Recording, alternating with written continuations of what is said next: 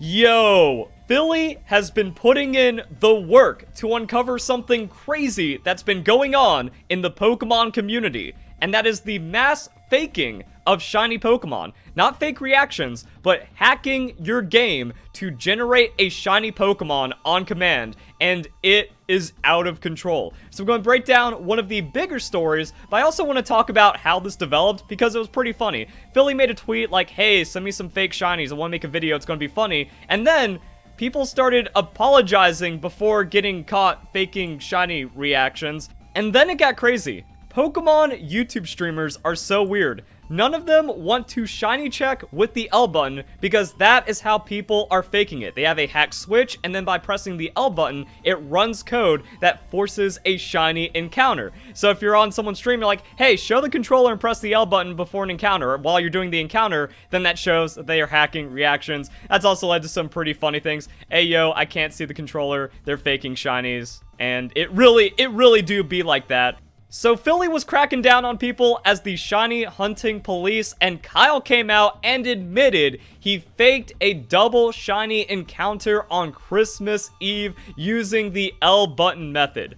What a scumbag. But the reason why I'm making this video is I feel that Philly isn't handling this correctly, or he isn't going about this correctly, and the reaction from the Pokemon community is absolutely disgusting.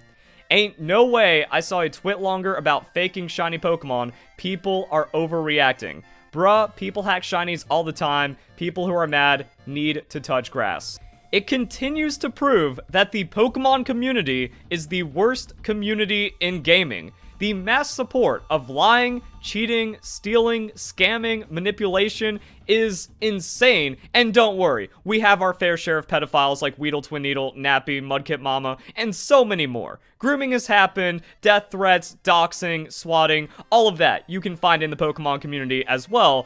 How have people become so broken to support frauds in this way? And yeah, it just keeps on going. Reversal, hey man, I got respect for the way you handle this and it shows you've got character. No, Kyle has zero character because he was lying and cheating from the start. And this also shows that Reversal doesn't have character because everyone is fake.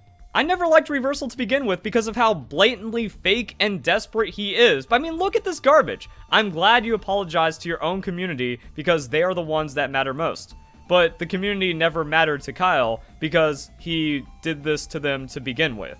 The entirety of Pokemon content creation has really become fake it till you make it, and then you throw out meaningless emojis to get idiots on your side. It's nuts. But let's go to what Philly has been getting into. So I've been doing a lot of digging on this viral moment of Mitch OG and his previous shiny history, and now I'm 100% convinced this guy hacks. So yeah, this got like a lot of praise and like tons of views and definitely went viral because he got back-to-back shiny Pokemon after so few resets, but also just Brilliant Diamond, Shine Pearl. Like, it's hard enough to get a shiny starter, but then following that up with a shiny Starly, it's absolutely insane. Oh wait, it's hacked. Who knew that the 1 in 16 million odds isn't just going to happen like that? Almost all of his major clips and insane moments are on the custom firmware 3DS that isn't updated, or the offline airplane mode in Nintendo Switch on the right screen. That means that he's running custom firmware on it and can't connect to the internet or else he gets caught and banned. Wow, big surprise. Then we can also kind of see, you know, there's a lot of clips out there, but these are the facts. He knows how to hack, he uses modded switches, he goes for viral moments specifically, and if we scroll up, we can see stuff like that. Again, just the fake desperation, fake it till you make it culture that has plagued the Pokemon community, and it gets support. As we've seen, and as I will further show, people defend this behavior. It's actually the better move to lie, cheat, and steal to gain popularity and then come out and apologize for it later than to be an honest person from the beginning. Now, we also saw this with Dream. Dream is an irredeemable scumbag. The amount of work that he went through to lie to his audience, even in the face of facts being completely debunked, that what he did was impossible. And then the idiots that supported him were like, nah, Dream is innocent, Dream is innocent. And then Dream admits that he cheated, and then they say, oh, well, it didn't matter anyways. Because that's the society that we live in. We also saw this with Wolf Glick, that Wolf is 100% hard confirmed to cheat at VGC events. It is a fact that Wolfey has used hacked Pokemon to disadvantage other players, thus stealing tens of thousands of dollars of prize money from them, and then he lied about it when caught. And it isn't just one time, it isn't just 2 times, it's multiple times, because Wolfey is a habitual liar and cheater, but people will either pretend that he never cheated or defend him anyways because the Pokemon community and internet is just fucked in general. And I'm also honestly thinking it's projection. A lot of people these days, they don't want to live an honest life. They just want to have the easy life through just like handouts and social benefits and stuff like that. So that's why the mentality is, come on man, everyone's just trying to make it, because they want to get that opportunity themselves, but they don't want to put in the work for it. So by exposing all that, it makes things harder for them, because then they have to live an honest life, but we are in a post-fact dishonest society, and that is where the problems are coming through. That also kind of goes to where I feel Philly is mishandling this, and why I'm making the video. Is Mitch evil?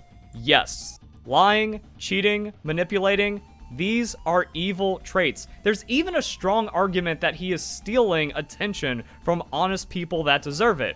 So yes, he is a very bad dude and should never be supported. Like, I don't understand how that is not career ending. Like, what happened to Dream? What happened to Wolf? But in the Pokemon community, everything is just awful and backwards. The only thing wrong is that he is passing it off that he's a legit shiny hunter while owning hacked devices that have access to cheats. I don't think that's the only thing wrong, but I feel like that's a weird way of putting it, because it's like, well, all shiny hunters should be legit. There shouldn't be a separation of being a legit shiny hunter or a non-legit shiny hunter. Also, we could scroll down. Last thing for now, here's him congratulating Kyle, who also faked a viral double shiny.